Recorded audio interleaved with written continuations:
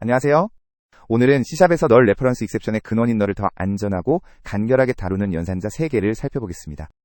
물음표, 물음표, 물음표점, 물음표, 등호. 이름은 비슷하지만 역할은 각각 다릅니다. 각 연산자가 어떤 문제를 해결하는지, IL 수준에서는 어떻게 동작하는지, 그리고 유니티에서 왜 주의해야 하는지까지 하나씩 파고들어 보겠습니다. 먼저 널 병합 연산자, 물음표 2개부터 시작합니다.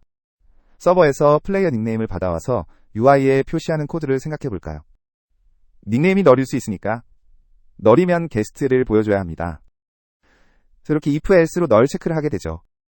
한두 번은 괜찮지만 프로젝트 전체에서 이런 패턴이 수십 번 반복되면 코드가 지저분해집니다. 더 나쁜 건 if 분기 속에서 실수로 다른 변수를 대입하는 버그가 생길 수 있다는 거예요. 널이면 이걸로 대체해줘.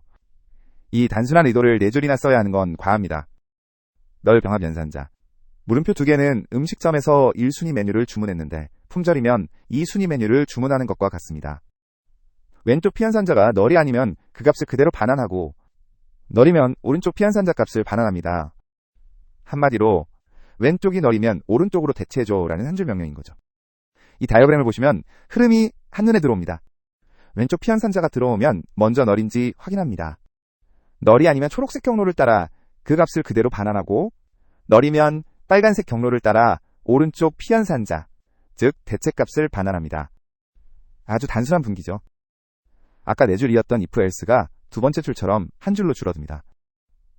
닉네임이 널이니까 물음표 2개, 오른쪽에 있는 게스트가 디스플레이에 들어가는 거죠. 의도가 코드에 그대로 드러나서 읽기도 훨씬 쉽습니다. 이걸 IL로 보면 핵심이 보입니다. 두 번째 줄의 듀프는 스택 최상단 값을 복사하는 명령어예요. 왼쪽 값을 복사해놓고 세 번째 줄 BR2로 널인지 확인합니다. 널이 아니면 바로 점프해서 복사본을 그대로 반환하고 널이면 네 번째 줄 팝으로 복사본을 버린 뒤 오른쪽 대체값을 로드합니다. 변수에 저장했다가 다시 꺼내는 과정 없이 스택에서 직접 처리하는 거죠. 그렇다면 물음표 2개가 if else보다 정말 효율적일까요? IL을 나란히 놓고 비교해 보겠습니다. 먼저 if else 버전입니다. 네임이 널인지 확인하고 널이 아니면 리절트에 네임을 대입, 널이면 기본값을 대입하는 코드죠. if else의 IL을 보면 총 17바이트에 로컬 변수가 2개 필요합니다. 첫 번째 줄 주석처럼 변수에 저장했다가 다시 로드하고 또 로드하는 과정이 반복돼요. 세 번째 줄에서 st록으로 저장하고 네 번째 줄에서 ld록으로 다시 꺼내고 여섯 번째 줄에서 또 ld록으로 꺼내죠. 변수 접근이 3번이나 일어나는 겁니다. 반면 물음표 2개 연산자를 쓴 버전은 이렇게 깔끔합니다. 물음표 2개의 IL은 11바이트의 로컬 변수가 0개입니다. 첫 번째 줄 주석을 보세요. 듀프와 BR2, 이 두 명령어의 조합만으로 스택에서 직접 처리합니다. if else는 17바이트, 물음표 2개는 11바이트. JIT 컴파일러가 최적화한 뒤의 실행 속도는 사실상 동일하지만 IL이 단순할수록 JIT 최적화 경로가 명확해진다는 장점이 있습니다. 여기서 중요한 특성이 하나 더 있는데요. 바로 단축평가입니다. 물음표 2개의 오른쪽 피연산자는 왼쪽이 널일 때만 평가됩니다. 이 코드처럼 오른쪽에 데이터베이스 호출 같은 비용이 큰 연산을 두면 닉네임이 널이 아닐 때는 load from db가 아예 호출되지 않아요. 불필요한 실행을 피할 수 있는 거죠. 물음표 2개를 nullable t, 즉 값 타입의 널을 허용하는 래퍼 구조체에 사용하면 어떨까요? 컴파일러가 박싱, 즉 값 타입을 힙에 올리는 연산 없이 최적화된 코드를 생성합니다. IL을 보면 박스나 언박스 명령어가 전혀 없습니다. 첫 번째 줄 주석처럼 박싱이 없어요. 컴파일러가 물음표 2개, 0, 0을 다섯 번째 줄의 get value over default 호출로 변환했습니다. has value가 false라면 default int, 즉 0을 반환하니까 물음표 2개 0과 정확히 같은 결과를 내죠. 힙 할당이 전혀 없는 최적화입니다. 자, 이제 실전에서 물음표 2개를 어떻게 활용하는지 볼까요? 체이닝이라고 해서 여러 후보 중 첫 번째 놓은 널 값을 선택하는 패턴이 있습니다. saved, cached, entered 세 변수가 있고 물음표 2개로 체이닝합니다. 네 번째 줄을 보세요. saved가 널이니까 다음으로 넘어가고 cached도 널이니까 또 넘어갑니다. entered는 세 번째라는 값이 있으니 여기서 멈추죠. 결과는 세 번째가 됩니다. 체이닝의 IL을 보면 각 단계마다 듀프와 BR2가 반복되는 패턴입니다. 세 번째, 네 번째 줄에서 saved를 체크하고 일곱 번째, 여덟 번째 줄에서 cached를 체크하고 11번째, 12번째 줄에서 엔터드를 체크합니다. 엔터드에서 논너를 발견하면 바로 점프해서 반환하고 그 아래 기본값은 아예 실행되지 않아요. 이것이 단축평가입니다. 체이닝 길이에 관계없이 첫 번째 논너를 만나면 나머지는 건너뜹니다. 하지만 물음표 두 개에도 함정이 있습니다. 연산자 우선순위 문제인데요. 산술 연산자인 플러스, 마이너스, 곱하기는 물음표 두 개보다 우선순위가 높습니다. 이 코드의 의도는 보너스가 널이면 0으로 대체한 뒤 100을 더하는 거예요. 그런데 세 번째 줄을 보면 괄호가 없죠. 더하기가 물음표 두 개보다 먼저 계산되기 때문에 0 더하기 100이 먼저 계산돼서 물음표 두 개 오른쪽이 100이 됩니다. 네 번째 줄처럼 보너스가 널이면 100이 들어가는 거죠. 올바른 방법은 세 번째 줄처럼 괄호로 의도를 명시하는 겁니다. 이 예시에서는 우연히 같은 결과 100이 나오지만 보너스에 50이 들어있으면 결과가 완전히 달라집니다. 물음표 두 개와 산술 연산자를 함께 쓸 때는 괄호를 습관적으로 쓰는 것이 안전합니다. 물음표 두 개는 C# 2.0 2005년에 널러블 T와 함께 도입되었습니다. 연산자 자체의 문법 변화는 이유 없지만 C# 8.0에서 파생 연산자인 물음표 두 개 등호가 추가되었죠. 이건 뒤에서 다시 다루겠습니다. 이번에는 두 번째 연산자, 널 조건부 연산자 물음표점을 살펴보겠습니다. MMORPG에서 플레이어가 속한 길드의 길드장 이름을 화면에 표시하는 상황을 생각해보세요. 플레이어, 길드, 길드장 중 어느 하나라도 널이면 널, 레퍼런스 익셉션이 터집니다. 그래서 이렇게 중첩 if문으로 각 단계마다 널 체크를 해야 합니다. 세 번째 줄에서 플레이어 체크, 다섯 번째 줄에서 길드 체크, 일곱 번째 줄에서 리더 체크. 참조 체인이 깊어질수록 중첩 if문이 비례해서 늘어나고 실수로 한 단계를 빼먹으면 런타임에 터지는 거죠. 이걸 널 체크 지옥이라고 합니다. 널 조건부 연산자 물음표점은 아파트 초인종을 누르는 것과 같습니다. 집에 사람이 있으면 문을 열어주고 비어있으면 더 이상 안으로 들어가지 않고 돌아가는 거죠. 왼쪽 피연산자가 널이 아니면 오른쪽 멤버에 접근하고 널이면 전체 표현식을 널로 평가합니다. 물음표점을 체이닝하면 각 층마다 초인종을 누르고 중간에 빈집이 나오면 즉시 돌아갑니다. 이 다이어그램이 물음표점 체이닝의 흐름을 보여줍니다. 플레이어에서 시작해서 널인지 확인하고 논널이면 길드로 넘어가고 길드도 논널이면 네임에 접근합니다. 중간 어디서든 널을 만나면 빨간 점선을 따라 즉시 널을 반환하죠. 이것이 단축평가입니다. 아까의 중첩 if문이 두 번째 줄처럼 한 줄로 줄어듭니다. 플레이어가 널이면 네임에 접근하지 않고 바로 널을 반환해요. 널, 레퍼런스, 익셉션, 걱정 없이 안전하게 멤버에 접근할 수 있는 거죠. IL을 보면 물음표 두 개와 같은 듀프 더하기 BR2 패턴이 보입니다. 세 번째 줄에서 널인지 확인하고 널이면 다섯 번째, 여섯 번째 줄에서 널을 결과로 반환합니다. 논 널이면 여덟 번째 줄로 점프해서 네임 프로퍼티를 호출하죠. 멤버 접근 자체를 건너뛰는 것. 이것이 단축평가의 핵심입니다. 여기서 중요한 내부 동작을 하나 짚고 넘어가겠습니다. 물음표점의 결과가 값 타입.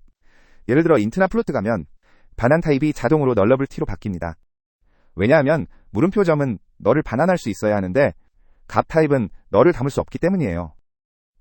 이 코드를 보면 플레이어가 널일 때 HP에 접근하면 결과가 널이어야 하는데 인트에는 널을 담을 수 없잖아요. 그래서 두 번째 줄처럼 반환 타입이 인트가 아니라 인트 물음표, 즉 널러블 인트로 자동 승격됩니다. IL을 보면 널 경로와 널 경로가 확실히 구분됩니다.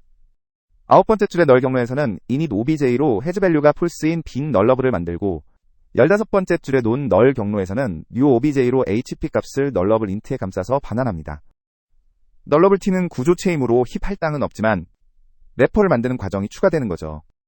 그런데 물음표점과 물음표 두 개를 함께 쓰면 컴파일러가 놀라운 최적화를 해줍니다.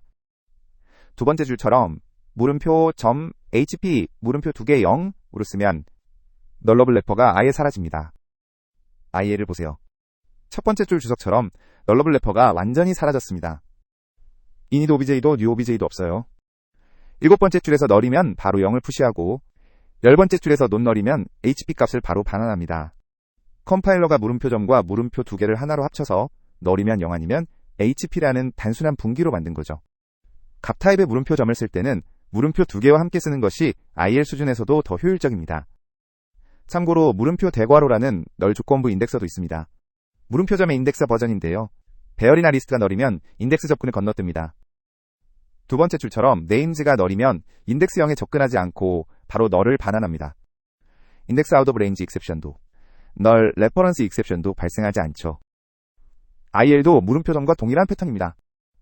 네 번째 줄에서 논널이면 인덱스 접근으로 점프하고 널이면 널을 반환합니다. 여덟 번째, 아홉 번째 줄에서 인덱스 0의 배열 요소를 로드하죠. 자, 물음표점의 실전 활용으로 넘어가 볼까요? 가장 대표적인 패턴이 이벤트 안전 발화입니다. 이벤트에 구독자가 없으면 널인데 이때 호출하면 예외가 발생하죠. 비포 코드를 보면 세 번째 줄에서 널 체크를 하고 네 번째 줄에서 호출합니다. 그런데 이 두 줄 사이에 다른 스레드가 구독을 해제하면 어떻게 될까요? 널 체크는 통과했는데 호출 시점에는 널이 되어 터질 수 있어요. 일곱 번째 줄처럼 물음표점 인보크를 쓰면 널 체크와 호출이 하나의 원자적 동작으로 이루어져서이 문제가 해결됩니다. C# 6제명 이후 이벤트 발화의 표준 패턴이 되었습니다. IL을 보면 네 번째 줄에서 논널이면 일곱 번째 줄에 인보크로 점프하고 널이면 여섯 번째 줄에서 그냥 리턴합니다. 6% 복사한 참조를 사용하기 때문에 널 체크를 통과한 뒤 다른 스레드가 원본을 널로 바꿔도 복사된 참조로 안전하게 호출할 수 있어요. 물음표점과 물음표 두 개를 조합하면 아까 문제 제기에서 보았던 중첩 if문을 두 번째 줄처럼 한 줄로 대체할 수 있습니다. 플레이어나 길드 중 하나라도 널이면 무소속이 반환되는 거죠. IL을 단계별로 살펴보면 먼저 네 번째 줄에서 플레이어가 널인지 확인합니다. 널이면 여섯 번째 줄에서 널을 스택에 넣고 일곱 번째 줄에서 맨 아래 물음표 두 개 체크 위치로 점프합니다. 중간 단계를 전부 건너뛰는 거죠. 플레이어가 논널이면 길드를 확인하고 길드도 논널이면 네임에 접근합니다. 그리고 18번째 줄부터가 물음표 두 개의 영역인데요. 19번째 줄에서 최종 결과가 논널이면 바로 반환하고 널이면 21번째 줄에서 무소속이라는 기본값을 반환합니다. 3단계 물음표점 체인과 물음표 두 개 기본값이 순차적인 널 체크와 분기로 변환되는 겁니다. 물음표점에서 가장 흔한 실수를 알아보겠습니다. 첫 번째, 중간에 물음표점을 빼먹는 경우입니다. 두 번째 줄을 보세요. 플레이어에는 물음표점을 썼는데 길드에는 그냥 점을 썼어요. 플레이어가 논널이면 길드에 접근하는데 이때 길드가 널이면 점 네임 접근에서 널 레퍼런스 익셉션이 터집니다. 올바른 방법은 두 번째 줄처럼 널이 가능한 모든 참조 단계에 물음표점을 붙이는 겁니다. 플레이어 물음표점, 길드 물음표점, 네임 이렇게요. 두 번째 함정은 괄호가 단축 평가를 끊는 경우입니다. 두 번째 줄에서 플레이어 물음표점 네임을 괄호로 감쌌어요. 괄호 안에서는 플레이어가 널이면 널을 반환하는 데까지는 동작합니다. 하지만 괄호 바깥의 점 랭스는 이 단축 평가와 무관하기 때문에 널의 점 랭스를 호출하면서 예외가 발생하는 거죠. 올바른 방법은 괄호 없이 체이닝하는 겁니다. 두 번째 줄처럼 쓰면 플레이어가 널일 때 전체가 널이 되고 세 번째 줄처럼 물음표 두 개 0을 붙이면 널일 때 0을 반환합니다. 세 번째 함정입니다. 세 번째 줄처럼 콜백 물음표 소괄호로 직접 호출하면 컴파일 오류가 납니다. 물음표 점 뒤에는 반드시 멤버 이름이 와야 하거든요. 여섯 번째 줄처럼 점 인보크를 명시적으로 사용해야 합니다. 물음표점은 C# 6제명이 1015년에 도입되었고 널 조건부 인덱서 물음표 대괄호도 동시에 도입되었습니다. 마지막 연산자, 널 병합 할당 연산자 물음표 두 개 등호입니다. 게임에서 인벤토리를 지연 초기화하는 코드를 자주 볼 수 있는데요. 객체가 스폰될 때 바로 리스트를 만들지 않고 아이템이 처음 추가될 때 만드는 패턴이 있죠. 그래서 매번 이렇게 두 번째 줄에서 널인지 확인하고 세 번째 줄에서 새 리스트를 만드는 패턴을 반복하게 됩니다. 프로젝트 전체에서의 패턴이 반복되면 실수로 등호를 하나만 쓰거나 if문을 빼먹는 버그가 생길 수 있어요. 물음표 두 개 등호는 냉장고에 우유가 없으면 사와 있으면 안 사도 대화 같습니다. 왼쪽 변수가 널일 때만 오른쪽 값을 평가해서 대입하고 널이 아니면 아무것도 하지 않습니다. 두 번째 줄이 바로 물음표 두 개 등호 연산자입니다. 리스트가 널이었으므로 오른쪽에 new 리스트가 실행되어 리스트에 대입되죠. 아까 if문 두 줄이 한 줄로 줄어드는 겁니다. IL을 보면 다섯 번째 줄의 BR2에서 널이 아니면 건너뛰어서 아무것도 안 합니다. 널일 때만 여섯 번째 줄에서 new obj로 새 리스트를 생성하죠. 널이 아니면 new obj가 실행되지 않으니 불필요한 객체 생성을 막는 단축 평가입니다. 그런데 재밌는 사실이 있습니다. 물음표 두 개 등호와 if문으로 쓴 코드가 완전히 동일한 IL을 생성합니다. 직접 비교해 보겠습니다.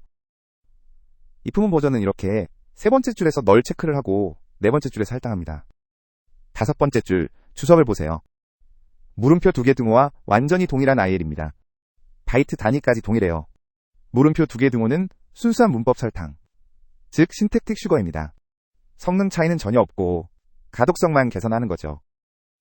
물음표 2개 등호가 가장 빛나는 패턴은 지연 초기화입니다.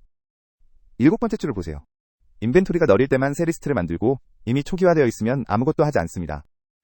8번째 줄에서 바로 애드를 호출할 수 있죠. 업데이트해서 매 프레임 호출해도 힙 할당은 딱 한 번만 일어나기 때문에 유니티 같은 환경에서 특히 유용한 패턴입니다. 딕셔너리 값 초기화에도 아주 편리합니다. 3번째 줄에서 레드팀의 점수 리스트가 없으면 새로 만들고 있으면 기존 리스트를 그대로 씁니다.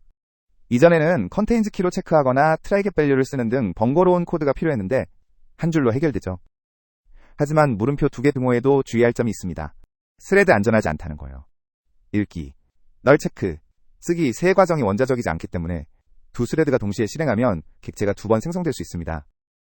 두 번째 줄처럼 멀티스레드 환경에서 물음표 2개 등호를 쓰면 두 스레드가 동시에 너를 보고 각각 비싼 객체를 생성할 수 있어요.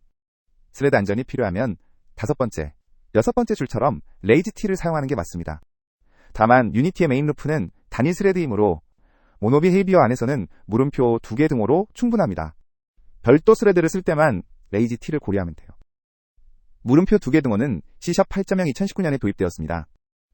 C# 8.0 미만 환경, 예를 들어 유니티 2022전의 일부 설정에서는 사용할 수 없으니 프로젝트의 C# 버전을 확인해야 합니다. 자, 이제 이 영상에서 가장 중요한 부분입니다. 이 세 연산자는 일반 C# 환경에서는 안전하지만 유니티에서는 치명적인 함정이 있습니다. 8번째 줄을 보세요. RB가 디스트로이 된 상태에서 물음표 2개를 썼습니다.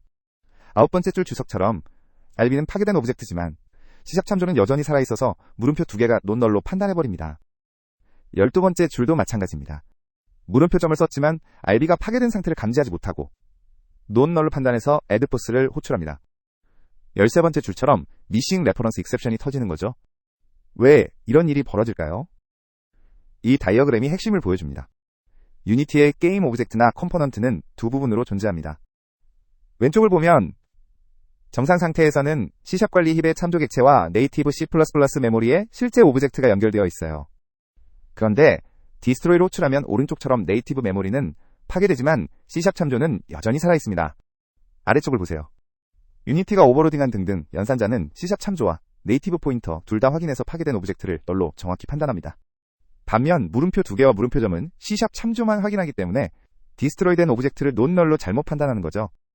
그렇다면 올바른 패턴은 무엇일까요? 먼저 4번째 줄을 보면 유니티 엔진 점 오브젝트를 상속하지 않는 순수 C# 클래스도 함께 선언되어 있죠. 이 구분이 핵심입니다. 10번째 줄처럼 if RB 느낌표 등호 널, 즉 유니티가 오버로딩한 등등 연산자를 사용해야 디스트로이를 감지할 수 있습니다. 14번째 줄처럼 if RB만 써도 같은 동작이에요. 더 간결하죠. 18번째 줄처럼 기본값이 필요하면 사망 연산자를 쓰면 됩니다.